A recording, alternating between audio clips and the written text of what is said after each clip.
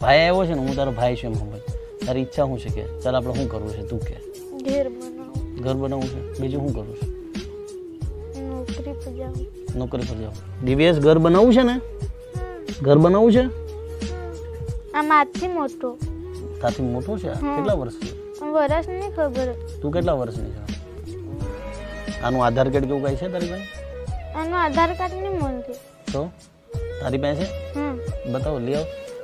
આધાર કાર્ડના આધારે ખબર પડી કે ઘરની જે દીકરી છે, જેના પર ઘરની આખી જવાબદારી છે, 12 વર્ષની છે આ ડિમ્પલબેન. એનો નાનો ભાઈ છે એ 7 વર્ષનો છે, અને જેને હું નાનો સમજતો હતો શરૂઆતમાં જેવો આવ્યો એટલે મને એવું લાગ્યું. મિત્રો, એક 12 વર્ષની દીકરી જે મજૂરી કરીને પોતાનું ઘર ચલાવતી હતી, તેની મદદ કરવા માટે ખજૂરભાઈ પહોંચ્યા. અને હા મિત્રો, ખજૂરભાઈ આવી જ રીતે બધા ગરીબ લોકોની મદદ કરતા રહે છે.